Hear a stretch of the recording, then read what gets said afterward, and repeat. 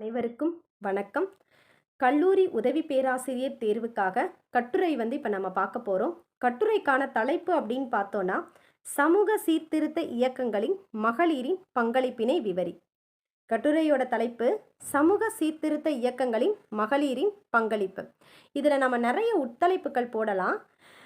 இதில் அந்த சமூக சீர்திருத்தங்களுக்கு போராடிய அந்த பெண்களை தான் நம்ம உட்தலைப்பாக இதில் கொடுக்க போகிறோங்க. அதனால் நம்ம நேரடியாக கட்டுரைக்கு போயிடலாம். முன்னுரை அப்படின்னு பார்த்தோன்னா, சமூக விடுதலையால் தான் நாட்டு விடுதலை அப்படின்றது சாத்தியமாகும். ஒரு நாட்டு மக்கள் தொகையில் பாதிக்கு பாதி பெண்கள் இருக்காங்க. ஆனால் இந்த பெண்கள் குடும்பம், மூட பழக்க வழக்கங்கள் அப்படின்னு சொல்லிட்டு நிறைய கட்டுக்களால் கட்டப்பட்டு இருக்காங்க. ஸோ இந்த கட்டுக்களிலிருந்து வெளியே வந்த பெண்கள் இதை உணர்றாங்க. பிற பெண்களுக்காக போராட குரல் கொடுக்க ஆரம்பிக்கிறாங்க. அதோடு மட்டும் அவங்க விடலைங்க.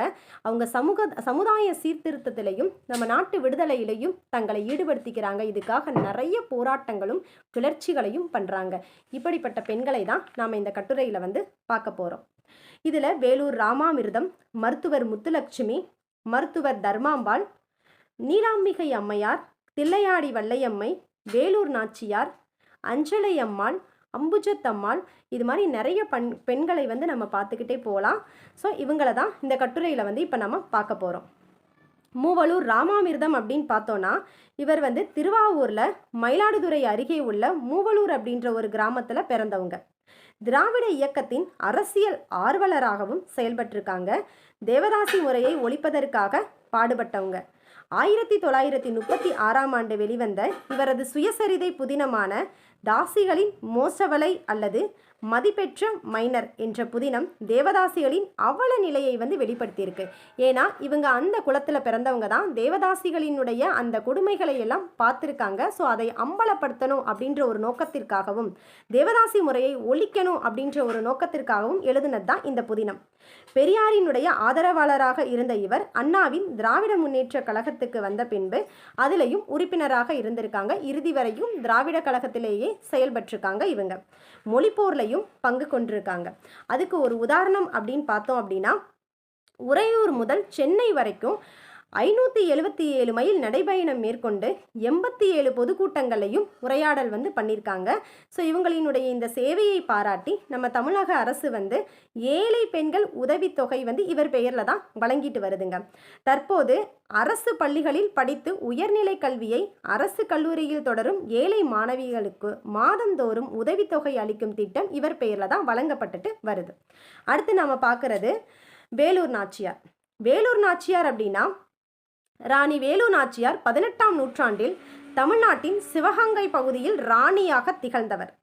ஆங்கிலேயருக்கு எதிராக ஆயுதம் ஏந்தி போராடிய முதல் விடுதலை போராட்ட வீராங்கனை அப்படின்னே நம்ம வேலூர் நாச்சியாரை சொல்லலாம். இவரது இளமை பருவம் அப்படின்னு பார்த்தோன்னா, 1730ஆம் ஆண்டு ராமநாதபுரம் சமஸ்தானத்து மன்னர் விஜய ரகுநாத சேதுபதிக்கு மகளாக பிறக்கிறாங்க. இவங்க பெண்ணாக இருந்தாலும் ஆண் வாரிசு போலவே வளர்க்கப்படுறாங்க. நிறைய ஆயுதப்படை பயிற்சிகள், பன்மொழி பயிற்சிகள் பெறாங்க. 1746 சிவகங்கை சீமை மன்னர் முத்து வடுகநாத தேவருக்கு மனைவியாக திருமணம் செய்து கொடுக்குறாங்க. ஆனால் சிறிது காலங்கள் தான் காளையார் கோவில் போரில் முத்து வடுகநாதர் கொல்லப்படுறாங்க. வேலு நாச்சியார் திண்டுக்கல் அரசரான கோபால நாயக்கர் கிட்ட போய் தஞ்சமடைகிறாங்கன்றதுக்காக ஓடி ஒளியலங்க. அவங்க பிரிட்டிஷாரை எதிர்க்கிறதுக்கான திட்டங்களை தீட்டிக் கொண்டிருக்கிற காலம்தான் அந்த கோபால நாயக்கர் கிட்ட அவங்க தஞ்சமடைந்த காலம். இதற்காக அவங்க ஹைதர் அலி மன்னர்கிட்ட உதவியை நாடியிருக்காங்க.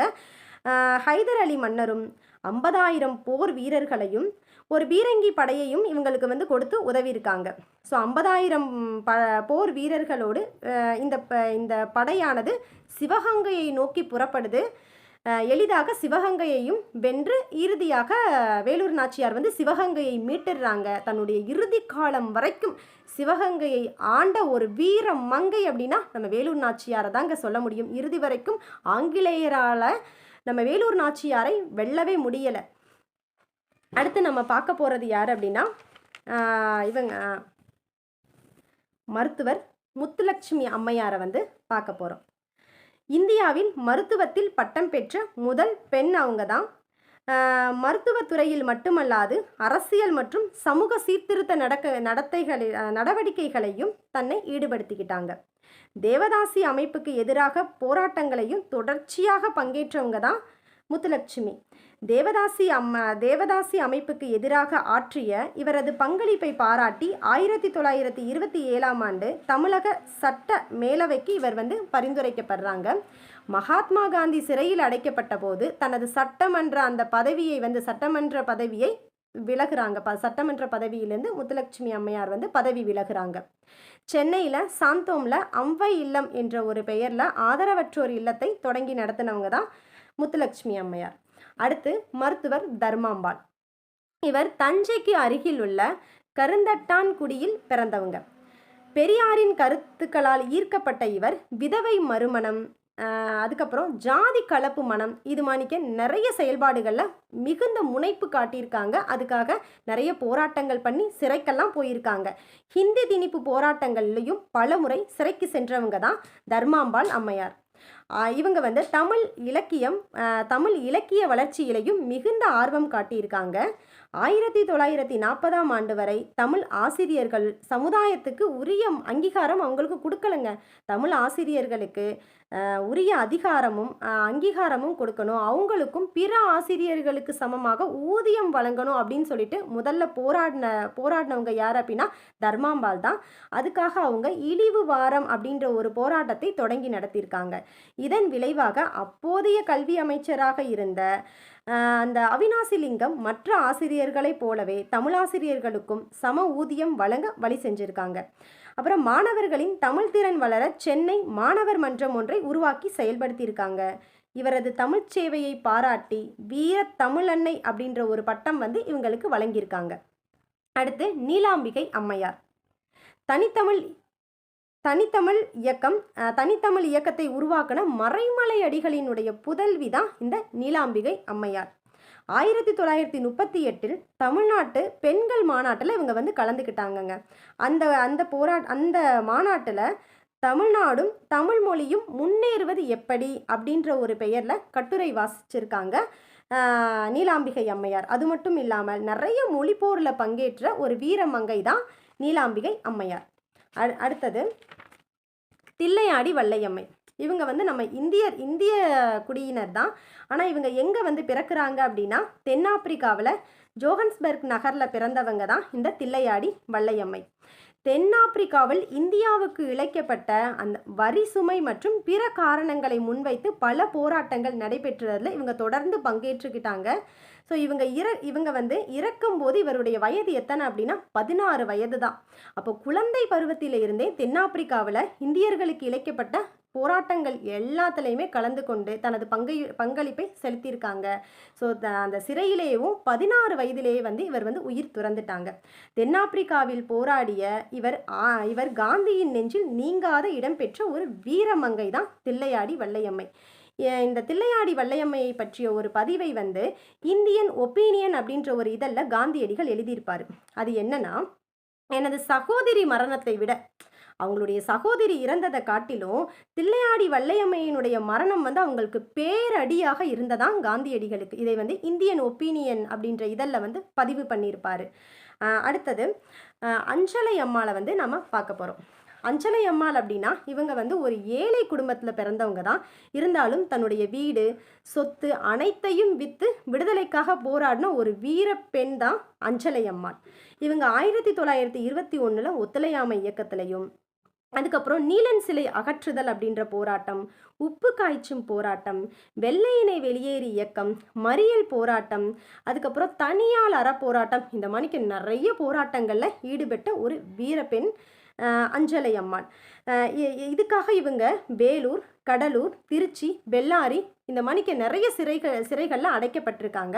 அதில் வேலூர் சிறையில் இருக்கும்போது இவங்க மகப்பேரின் காரணமாக விடுதலை பண்ணியிருக்காங்க. திரும்பவும் பிள்ளை பெற்ற உடனே திரும்பவும் இவங்க கைது செய்யப்பட்டு சிறையில் அடைக்கப்பட்டிருக்காங்க.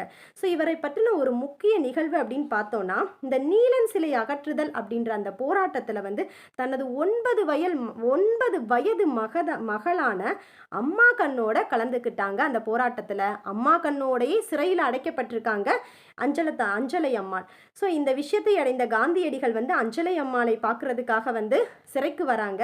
அப்போது அம்மா கண்ணுவை வந்து பிரிட்டிஷாருக்கு தெரியாமல் அழைத்து சென்று தன்னுடைய வர்தா ஆசிரமத்தில் வச்சு நீலாவதி அப்படின்ற பெயர் மாற்றி வளர்த்துக்கிட்டு வராங்க. ஸோ இந்த நிலையில் அஞ்சலை அம்மாளை வந்து காந்தியடிகளை சந்திக்கக்கூடாது அப்படின்ற ஒரு உத்தரவை வந்து பிரிட்டிஷ் அரசாங்கம் வந்து வெளியிட்டு இருந்துச்சு. இந்த உத்தரவையும் மீறி பர்தா அணிந்துக்கிட்டு குதிரையில் ஏறி போனாங்களாம் அஞ்சலை அம்மாள். ஸோ அத்தனை பிரிட்டிஷாரின் கண்ணிலையும் மண்ணை தூவிட்டு குதிரையில் போய் காந்தியடிகளை பார்த்தவங்க தான் இந்த அம்மாள். இந்த அஞ்சலை அம்மாள் இந்த பதிவை காந்தியடிகள் வந்து எப்படி பதிவு பண்ணியிருப்பாங்க அப்படின்னா, அந்த நொடி, அதாவது பர்தா அணிந்துக்கிட்டு குதிரையில் வந்த அந்த அஞ்சலை அம்மாளை பார்த்த காந்தியடிகள் இவர்தான் தென்னாட்டின் ஜான்சி ராணி அப்படின்னு சொல்லிட்டு பதிவு பண்ணியிருக்காரு. ஸோ இவங்க தான் தென்னாட்டின் ஜான்சி ராணி என்று அழைக்கப்பட்டவங்க அஞ்சலை அம்மாள். அடுத்தது அம்புஜத்தம்மாள்.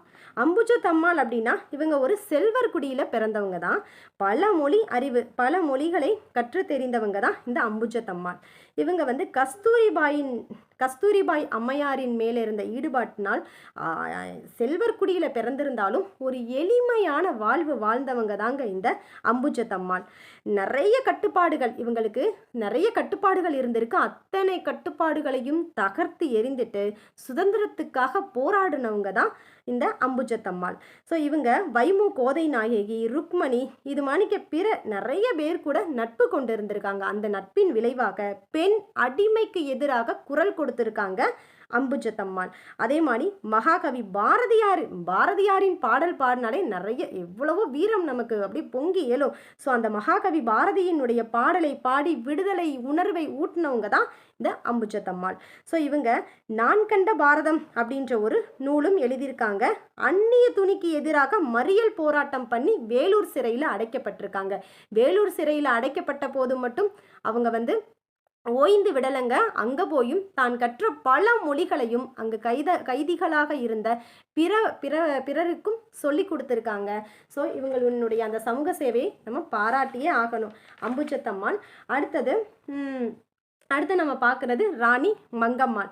ராணி மங்கம்மாள் அப்படின்னு பார்த்தோன்னா இவங்க வந்து மதுரை சொக்கநாத நாயக்கரினுடைய மனைவி தான் ராணி மங்கம்மாள். ஸோ இவங்க வந்து நாயக்கர் மரபில் பெண் ஆட்சி செய்த வரலாறே வந்து கிடையாது. ஆனால் ராணி மங்கம்மாள் வந்து இறுதி வரைக்கும் ஆட்சி பண்ணியிருக்காங்க. ஸோ இவங்க வந்து திருவிதாங்கூர் போர், மைசூர் போர், தஞ்சை போர், இது மாதிரிக்கு நிறைய போர்களில் வந்து தன்னை ஈடுபடுத்திக்கிட்டாங்க. இவங்களுடைய முக்கியமான ஒரு கருத்து அப்படின்னா இவங்க வந்து சமய பொறையோடு இருந்திருக்காங்க. கிறிஸ்துவர் இஸ்லாமியர்களின் நலனுக்காக நிறைய மானியங்களும் திட்டங்களும் வந்து செயல்படுத்தியிருக்காங்க. அவரவர் சமயத்திற்கு ஏற்ற கடவுளை வணங்குவதே உத்தமம், தர்மம் அப்படின்றதா இவருடைய பெரிய கொள்கையாகவே இருந்திருக்கு. இஸ்லாமிய நல்வாழ்வுக்காகவும் பள்ளிவாசல் பாதுகாப்புக்காகவும் நிலங்களை வந்து மானியமாக கொடுத்துருக்காங்க ராணி மங்கம்மாள். அது இல்லாமல் நிறைய இடங்கள்ல அன்னசத்திரங்களையும் பல சாலைகளையும் அமைத்து கொடுத்துருக்காங்க. அதே மாதிரி குதிரை, பசு, காளைகள் நீர் அருந்துவதற்காக அந்த தெருக்கள் தோறும் தண்ணி தொட்டிகளை அமைத்து கொடுத்தவங்க தான் ராணி மங்கம்மாள். அதுக்கப்புறம் குடிநீர் குளங்கள், உருணிகள், இந்த மாதிரிக்கு நிறைய சமூக சீர்திருத்த சேவைகளை எல்லாம் செஞ்சிருந்திருக்காங்க. ஸோ தென்னாட்டை தன்னந்தனியாக ஆட்சி செய்த ஒரு வீர பெண் தான் இந்த ராணி மங்கம்மாள்.